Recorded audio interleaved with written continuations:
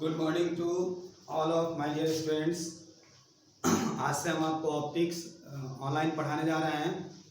बीच में कुछ technical fault की वजह से क्लास नहीं चल पाया, बट अब कंटिन्यूड आपका क्लास चलते रहेगा। और आप पूरे वीडियो को पूरी तरह से देख करके अच्छे से पढ़ करके कमेंट सेक्शन में कमेंट जरूर लिखिएगा, कैसा लगा क्या लगा आपको। आइए बात करते हैं ऑप्टिक्स का। देखिए, ऑप्टिक्स और ईएम वेव, ऐसे मैं बता दूं कि ऑप्टिक्स में आपको दो चैप्टर पढ़ना है, ज्योमेट्रिकल ऑप्टिक्स, वेव ऑप्टिक्स, और ये ईएम वेव, तीनों मिला करके इसका मार्किंग स्कीम इस बार 18 मार्क्स है। तो एक अच्छा कवरेज है इसका, इसलिए इन चैप्टर्स को अच्छे से हम लोग को पढ़ना पड़ेगा। आइए हम स्टार्ट करते हैं सबसे पहले कि ऑप्टिक्स किसे कहते हैं। देखिए स्टूडेंट्स, ये फिजिक्स का ओल्डेस्ट ब्रांच है। इसमें हम लोग लाइट के बिहेवियर के बारे में स्टडी करते हैं। Means it is the branch of physics in which we study about behaviour of light. अब बिहेवियर मतलब क्या होता है? मीन्स जैसे बिहेवियर कहने का मतलब कि लाइट जब किसी सरफेस पर पड़ता है तो उसको क्या होता है। लाइट वेव जो है एक मीडियम से दूसरे मीडियम में जाते हैं तो उस पर क्या इफेक्ट पड़ता है, उसके फ्रीक्वेंसी पर, वेवलेंथ पर, वेलोसिटी पर। तो इन सभी चीज़ के बारे में पढ़ना है ऑप्टिक्स में, इसलिए हम लोग इसको कहते हैं कि बिहेवियर ऑफ लाइट का स्टडी करना ऑप्टिक्स कहलाता है। मीन्स हम लोग कह सकते हैं कि it is the oldest branch of physics in which we study about behaviour of light. Optics is divided into two parts. एक है आपका ज्योमेट्रिकल ऑप्टिक्स।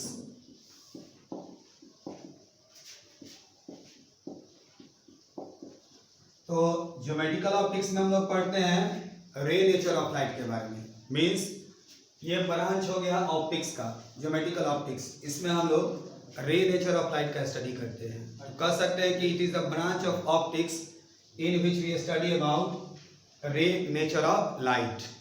और रे नेचर ऑफ लाइट में हम लोग पढ़ते हैं रिफ्लेक्शन के बारे में और रिफ्रैक्शन के बारे में। साथ ही साथ इसमें हम लोग डिस्पर्सन के बारे में पढ़ते हैं। डिस्पर्सन के बाद ऑप्टिकल इंस्ट्रूमेंट्स,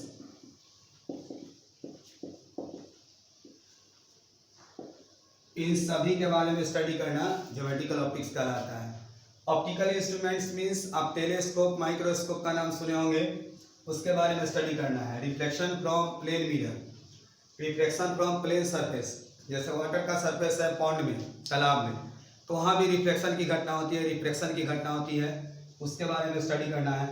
फिर रिफ्लेक्शन फ्रॉम स्फेरिकल सरफेस, मतलब लेंस के बारे में पढ़ना है। तो इन सभी चीज़ के बारे में पढ़ना है ज्योमेट्रिकल ऑप्टिक्स में। अगला है आपका वेव ऑप्टिक्स। देखिए, वेव ऑप्टिक्स में हम लोग वेव नेचर ऑफ लाइट का स्टडी करते हैं। Wave nature of light, wave nature of light means कि खासकर इसमें हम लोग इंटरफेरेंस के बारे में स्टडी करते हैं। इंटरफेरेंस के बाद डिफ्रैक्शन और पोलराइजेशन के बारे में स्टडी करते हैं। ऐसे मैं आपको बता दूं कि रिफ्लेक्शन और रिफ्रैक्शन का भी यहाँ स्टडी करते हैं। तो कुल मिलाकर के मैं एक बार डिफिनीशन बोल दे रहा हूँ, आप सुन करके सारे डिफिनीशंस को लिख लीजिए। सबसे पहले बात करते हैं ऑप्टिक्स का। It is the oldest branch of physics, सबसे पुराना ब्रांच ऑफ फिजिक्स का, ये और मैकेनिक्स। तो it is the oldest branch of physics in which we study about behaviour of light. उसके बाद optics is divided into two parts. Number first, geometrical optics. It is the branch of optics in which we study about ray nature of light. Light के ray nature का study करते हैं और उसमें और भी आप इंक्लूड करेंगे। Here we study about reflection, refraction, dispersion and optical instruments. उसके बाद वेव ऑप्टिक्स की बात करते हैं। It is a branch of optics in which we study about wave nature of light. Full stop दीजिए, आगे लिखिए। Here we study about interference, diffraction and polarisation, या ये भी इंक्लूड कर सकते हैं reflection and refraction. Geometrical optics, और ज्योमेट्रिकल ऑप्टिक्स में सबसे पहला टॉपिक है लाइट रे किसे कहते हैं। लाइट रे, देखिए जब लाइट जो है एक पॉइंट से दूसरे पॉइंट पे स्ट्रेट लाइन पे ट्रेवल करता है, इसके चलने के जो पाथ है, इसी पाथ को हम लोग लाइट रे के नाम से जानते हैं। When light travel from one point to another point on a straight line, जब एक पॉइंट से दूसरे पॉइंट पर लाइट का मूवमेंट हुआ स्ट्रेट लाइन पे, तो ये जो पाथ है, इसी पाथ को हम लोग लाइट रे के नाम से जानते हैं। चलिए इसका डेफिनेशन ये है, when light travel from one point to another, one point to another on a straight line, then path is called ray of light।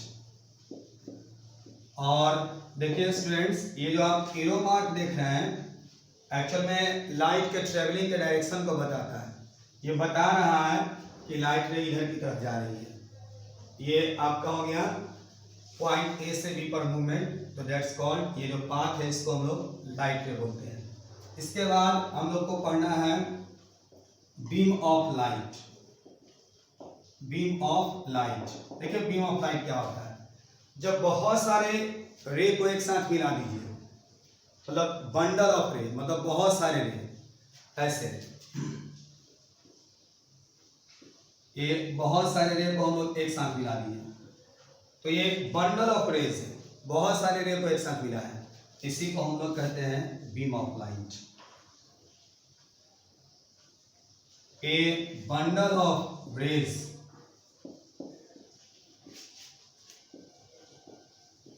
of light is called beam of light। बहुत सारे light rays को एक साथ मिला दिए, that's called क्या, beam of light. आप इसका नोट कीजिए, स्क्रीनशॉट लीजिए, फिर हम आपको आगे बताते हैं। आइए, जब आपको हम रिफ्लेक्शन ऑफ लाइट पढ़ाते हैं तो ध्यान देना है, यहाँ से हम लोग रिफ्लेक्शन पर फर्स्टली फोकस करने जा रहे हैं। तो रिफ्लेक्शन ऑफ लाइट आप ध्यान देंगे, बहुत ही इंपॉर्टेंट टॉपिक है रिफ्लेक्शन ऑफ लाइट। आइए समझाते हैं। जैसे कि ये सरफेस है, एक सरफेस है, और ऐसा सरफेस है जो ट्रांसपेरेंट नहीं है, मीन्स कि लाइट इसके आर पार नहीं जा सकता है। तो इस पर हम एक लाइट रे को इंसिडेंट किए, और ये लाइट रे यहाँ आई और टकराने के बाद उसी मीडियम में रिटर्न हो गई, तो इसी घटना को हम लोग रिफ्लेक्शन ऑफ लाइट के नाम से जानते हैं। मीन्स जैसे मान लीजिए ऊपर एयर है, तो इंसिडेंट रे एयर में और रिफ्लेक्टेड रे भी किस में, एयर में। या मान लीजिए यहाँ पे पानी भरा हुआ है और नीचे एक मिरर है, ये incident ray, reflected ray. Incident ray water में और रिफ्लेक्टेड भी वाटर में, तो इस घटना को हम लोग रिफ्लेक्शन ऑफ लाइट के नाम से जानते हैं। मीन्स ये लाइट रे का डायरेक्शन चेंज हो गया, मीडियम चेंज नहीं हुआ बेटा। जैसे पहले मान लीजिए एयर था, एयर को हम रिप्लेस कर दिए, हटा करके वाटर डाल दिए, तो अब वाटर डाल दिए तो ये इंसिडेंट रे, ये रिफ्लेक्टेड रे, मीन्स डायरेक्शन यहाँ चेंज हो गया और मीडियम चेंज नहीं हुआ। इसी घटना को हम लोग रिफ्लेक्शन ऑफ लाइट के नाम से जानते हैं। चलिए हम लोग बात करते हैं रिफ्लेक्शन ऑफ लाइट। डिफिनेशन की बात करते हैं कि जब कोई लाइट रे इंसिडेंट हो किसी सरफेस पर, ये सरफेस है, और रिटर्न बैक हो जाए उसी मीडियम में, मीन्स दूसरे शब्दों में कह सकते हैं कि लाइट के रे का डायरेक्शन चेंज होना without changing in medium, medium में कोई चेंजिंग नहीं हुआ, यहाँ मीडियम एक ही है। इसी घटना को हम लोग रिफ्लेक्शन ऑफ लाइट के नाम से जानते हैं। व्हेन लाइट रे incident on a surface, when light ray incident on a surface and return back into same medium,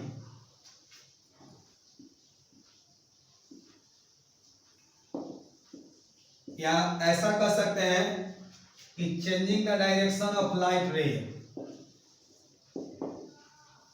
changing the direction of light ray without changing the medium.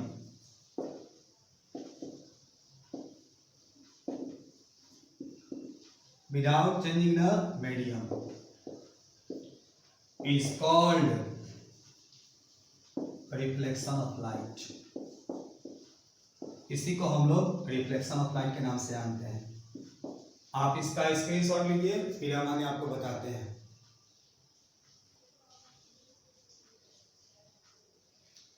और आइए अब कुछ रिफ्लेक्शन से रिलेटेड टर्म्स हैं वो हम आपको बता दे रहे हैं। जैसे incident ray, point of incidence, ध्यान देंगे। सबसे पहले हम आपको इंसिडेंट रे के बारे में बताते हैं। इंसिडेंट रे कहते हैं किसको है? देखिए बेटा, ध्यान देना है, किसी सरफेस के तरफ कोई रे ऐसे आ रही है, तो ये ray coming towards a surface, ये सरफेस है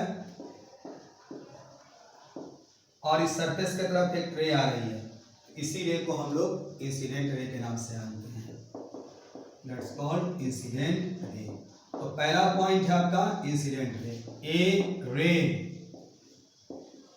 कमिंग टुवर्ड्स ए सरफेस। एक रे जो है एक सरफेस के तरफ आ रही है, इज कॉल्ड इंसिडेंट रे, और उस आने वाले रे को हम लोग इंसिडेंट रे कहते हैं। ये फर्स्ट पॉइंट। चलिए इसको आप नोट कीजिए, फिर हम सेकंड पॉइंट आपको बताते हैं। आइए अब नेक्स्ट में हम आपको पॉइंट ऑफ इंसिडेंस की बात करते हैं। देखिए, ये इंसिडेंट रे इस पॉइंट पे जाकर के स्ट्राइक कर रही है। मान लीजिए इस पॉइंट का नाम देते हैं हम P, name this point as P। तो जो पॉइंट P है बेटा, इसी को हम लोग पॉइंट ऑफ इंसिडेंस के नाम से जानते हैं। वह पॉइंट, सरफेस का वह पॉइंट जहां पे इंसिडेंट रे स्ट्राइक करती है। A point on the surface where incident ray strikes, इस पॉइंट पर आकर, इस सरफेस के इस पॉइंट पर आकर के इंसिडेंट रे स्ट्राइक कर रही है, इसी पॉइंट को हम लोग पॉइंट ऑफ इंसिडेंस के नाम से जानते हैं। A point on the surface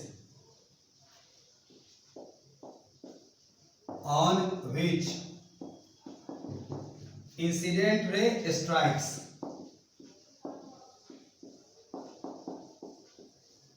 incident ray strikes called point of incidence। इसको हम लोग पॉइंट ऑफ इंसिडेंस के नाम से जानते हैं।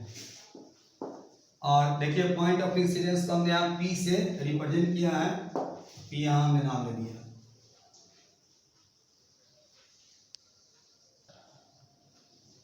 देखो बेटा, अब हम लोग अगला पॉइंट नॉर्मल पढ़ने जा रहे हैं। What is normal? आइए नॉर्मल की बात करते हैं। तो ये सरफेस है, ये इंसिडेंट रे है, ये आपका पॉइंट ऑफ इंसिडेंस है। इसी सरफेस पर पॉइंट ऑफ इंसिडेंस पर आप एक परपेंडिकुलर ड्रॉ कर दीजिए, यही परपेंडिकुलर आपका नॉर्मल कहलाएगा। ए line, a straight line perpendicular to surface at point of incidence। देखिए बेटा, ये लाइन परपेंडिकुलर है इस सरफेस पर, और सरफेस के किस जगह पे, किस पॉइंट पे? पॉइंट ऑफ इंसिडेंस पर। A straight line perpendicular to surface, perpendicular to surface at point of incidence is called normal. और एक बात हमेशा ध्यान में रखिएगा कि नॉर्मल जो होते हैं always perpendicular on surface.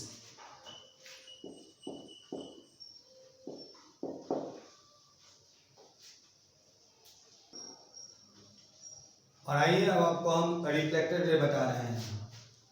Reflected ray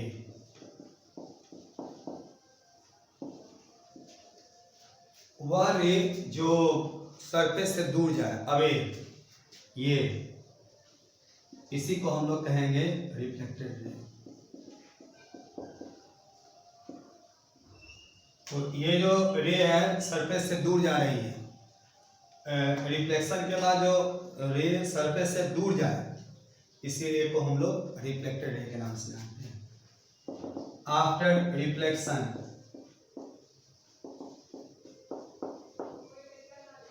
A ray moving away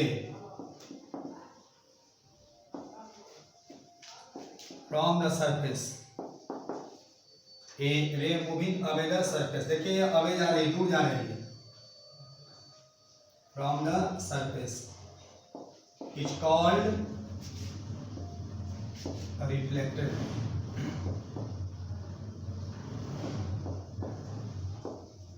is called reflected ray।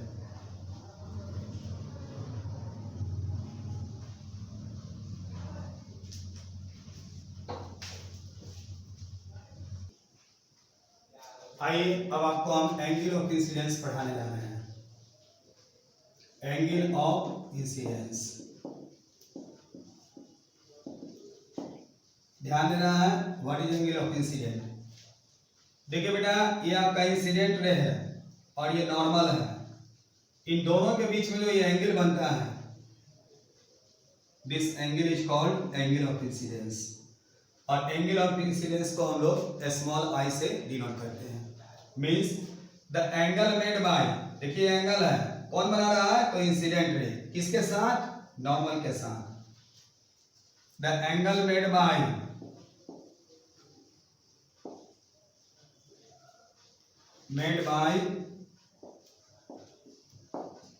Incident ray with normal is called angle of incidence, angle of incidence। और इसको डिनोट करते हैं हम लोग आई से, means denoted by small I.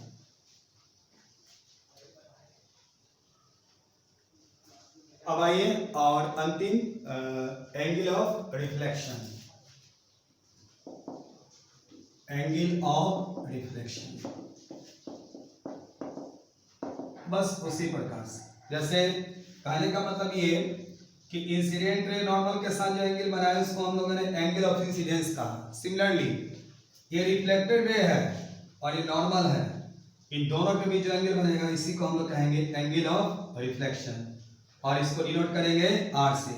तो आप same definition लिख सकते हैं, थोड़ा सा कुछ वर्ड में चेंजिंग करना है। मीन्स कि आप कह सकते हैं the angle made by reflected ray with normal is called angle of reflection. आप कॉमा दे के लिख दीजिए डिनोटेड बाय स्मॉल आर। और आइए हम लिख देते हैं द एंगल मेड बाय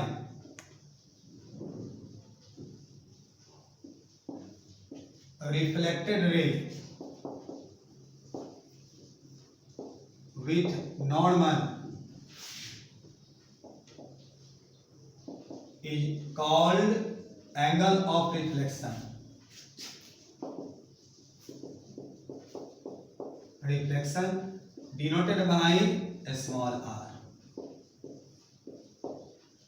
और इस तरीका से आपका जो टर्म्स था रिलेटेड फ्रॉम रिफ्लेक्शन वो बता दिए। अब आपको हम लॉज ऑफ रिफ्लेक्शन बताते हैं। और अब देखिए हम आपको लॉज ऑफ रिफ्लेक्शन पढ़ाने जा रहे हैं। मीन्स हिंदी में इसको हम लोग कहते हैं परावर्तन के नियम। और जो भी टर्म्स आज हम पढ़ाए हैं संभवतः 10th क्लास में पढ़े ही होंगे, तो लॉज ऑफ रिफ्लेक्शन भी उसी का एक पार्ट है। फिर से हम आपको रिपीट कर दे रहे हैं। देखिए इसमें दो बात है, जैसे एक सरफेस है, ये रे ऐसे आ रही है सरफेस की तरफ, निश्चित रूप से ये इंसिडेंट रे है, ऑलरेडी आप जानते हैं। चलिए इसका नाम देते हैं ए ओ, और ये ओ जो है इसको हम लोग पॉइंट ऑफ इंसिडेंस कहते हैं, और इस सरफेस पर एक परपेंडिकुलर नामी है, निश्चित रूप से ये नॉर्मल कहलाता है। चलिए इसका नाम देते हैं N O. A O incident ray, N O normal, O point of incidence, ये रिफ्लेक्टेड रे, और इसका नाम ओ भी दे देते हैं हम लोग। तो पहला स्टेटमेंट ये है कि ये जो इंसिडेंट रे है नॉर्मल के साथ एंगल बना के इसको हम लोग आई कहते हैं, एंगल ऑफ इंसिडेंस, और रिफ्लेक्टेड रे नॉर्मल के साथ एंगल बनाती है उसको आर कहते हैं। ये दोनों ही एंगल आपस में इक्वल होते हैं, ये लॉ ऑफ रिफ्लेक्शन कहता है। पहला बात ये means I is equal to क्या, R। According to this law angle of incidence, I means क्या बेटा, angle of incidence, R means क्या, एंगल ऑफ रिफ्लेक्शन, दोनों इक्वल होते हैं। मतलब ये 25 डिग्री तो ये भी 25 डिग्री होगा। तो पहला बात ये है। नेक्स्ट है सेकेंड स्टेटमेंट, ये जो इंसिडेंट रे है ए ओ, और रिफ्लेक्टेड रे है ओ बी, और नॉर्मल है एन ओ, तीनों एक ही प्लेन में होते हैं। एक ही प्लेन का मतलब क्या होता है वो हम आपको समझाते हैं। जैसे ये आप बोर्ड जो देख रहे हैं, एक प्लेन है, 2 डायमेंशनल है। मान लीजिए हम इधर एक्स एक्सिस लेते हैं, इधर वाई एक्सिस, तो इस बोर्ड को हम लोग कहेंगे एक्स वाई प्लेन। ये बोर्ड हम लोग का एक्स वाई प्लेन में है। तो ये जो इंसिडेंट रे है, ये रिफ्लेक्टेड रे है, और ये नॉर्मल, तीनों एक्स वाई प्लेन में ही होगा। ऐसा कभी पॉसिबल नहीं है कि incident ray x Y plane में हो और रिफ्लेक्टेड आपका वाई जेड प्लेन में हो जाए, ये पॉसिबल नहीं है। इंसिडेंट यदि एक्स वाई में है या रिफ्लेक्टेड एक्स वाई में है, मतलब कोई एक एक्स वाई प्लेन में है तो दूसरा भी एक्स वाई प्लेन में होगा। मतलब इंसिडेंट एक्स वाई प्लेन में तो रिफ्लेक्टेड भी एक्स वाई प्लेन में, नॉर्मल भी एक्स वाई प्लेन में होगा।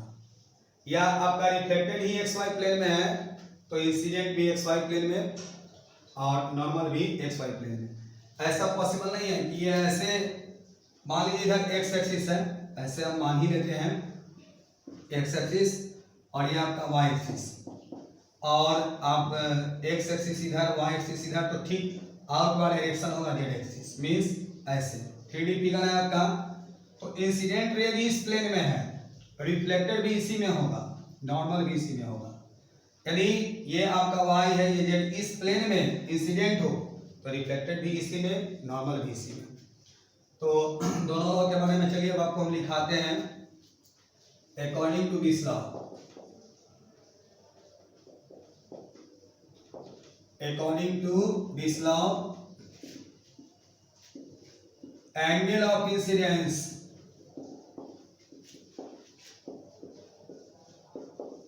is equal to angle of reflection। साथ ही साथ means also incident ray,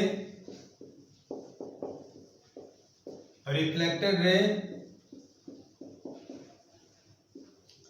and normal are in same plane। ये आपका लॉ ऑफ रिफ्लेक्शन का कहानी है, आप इसको नोट कीजिए, फिर हम आपको मिरर बताते हैं। और देखिए अब सबसे पहले हम लोग को पढ़ना है रिफ्लेक्शन। तो रिफ्लेक्शन फ्रॉम मिरर, सबसे पहले मिरर क्या होता है ये हम आपको बता रहे हैं। तो आइए स्टार्ट करते हैं मिरर से। मिरर हिंदी में इसको दर्पण कहते हैं, और मिरर हम लोग कॉमन लाइफ पे यूज भी करते हैं। तो देखिए मिरर क्या है कि वो हाईली पॉलिश्ड सरफेस होता है। जैसे उसके पीछे जो कांच का जो मिरर है उसके पीछे सिल्वर का या मरकरी का एक कोटिंग कर दिया जाता है, क्योंकि ये ऐसे मेटल्स होते हैं जो लाइट को एब्जॉर्ब नहीं करते, बहुत कम, मैक्सिमम लाइट को रिफ्लेक्ट कर देते हैं। ये चमकीला होते हैं, बहुत ज़्यादा इसमें ब्राइटनेस होता है। तो मिरर हाईली पॉलिश सरफेस होते हैं जो मैक्सिमम लाइट को रिफ्लेक्ट कर देता है। जैसे आपके सामने एक बोर्ड है, इस पर भी लाइट आ रहा है तो ये बहुत सारा लाइट को एब्जॉर्ब कर ले रहा है। But in the case of mirror, यदि आप मिरर लेते हैं यहाँ पे, तो मैक्सिमम लाइट को रिफ्लेक्ट कर देता है। तो इसी सरफेस को हम लोग मिरर के नाम से जानते हैं। A highly polished surface, a highly polished surface,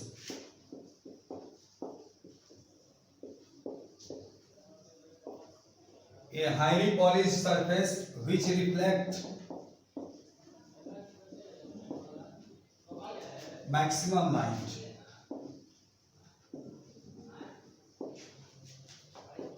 called mirror। और देखिए मिरर टू काइंड्स होते हैं, एक plane mirror, there are two kinds of mirror. Mirror के टू काइंड्स होते हैं। सबसे पहले प्लेन मिरर, पहला नंबर में आइए plane mirror.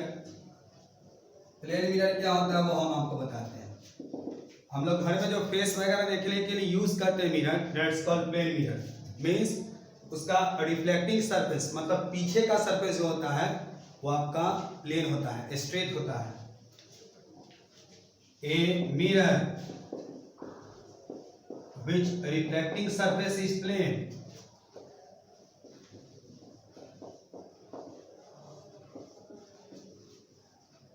is plane, called plane mirror।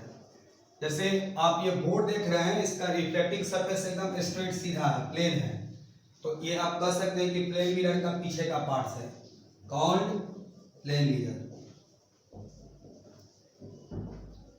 और एक प्लेन मिरर को हम लोग इस प्रकार से रिप्रेजेंट करते हैं, हैच्ड लाइन से, मतलब रिफ्लेक्शन यहाँ अपर सरफेस से होगा, नीचे वाले हैच्ड लाइन से नहीं।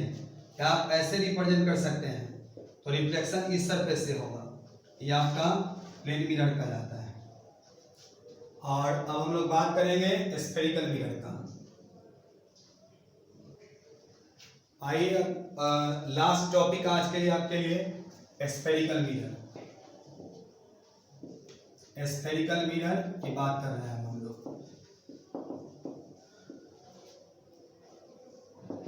वैसे मिरर जिसका जो रिफ्लेक्टिंग सरफेस हो एक स्फीयर का पार्ट हो, मींस जैसे ये, और इसको हैच लाइन से इसको भी रिप्रेजेंट करेंगे, रिफ्लेक्शन यहाँ से इस तरीका से क्रिएट होगा। ये एक स्फीयर का पार्ट है, देख सकते हैं आप इस तरीका से, जिसका ये सेंटर है और ये डिस्टेंस रेडियस कहलाएगा। ये जो देख रहे हैं ये आपका स्फेरिकल मिरर कहलाएगा। ये एक केस और है इसमें कि इस तरीका से ही हो, बट इसका अंदर के पार्ट को सिल्वर्ट कर दिया गया है, सिल्वर्ट किया गया है, तो इसमें रिफ्लेक्शन आउटर सरफेस से होगा। ये भी आपका स्फेरिकल मिरर कहलाएगा। ये भी दो प्रकार के होते हैं, लेकिन आगे हम आपको जब स्फेरिकल मिरर पढ़ाएंगे तो पूरा डिस्क्राइब करेंगे। सबसे पहले इसके हम लोग डिफिनेशन की बात करते हैं। A mirror which reflecting surface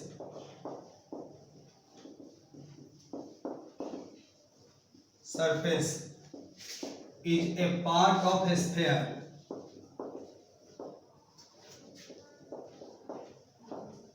called a spherical mirror।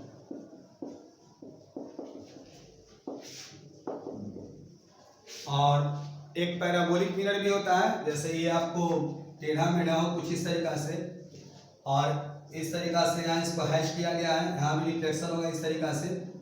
तो ये जो मिरर होते हैं पैराबोलिक होते हैं, मतलब टेढ़ा मेढ़ा सरफेस, पीछे कर्व तो होगा ही, टेढ़ा मेढ़ा होगा। तो आज इतना ही तक, थैंक यू। आप अपना फीडबैक वगैरह हमको बताते रहिएगा।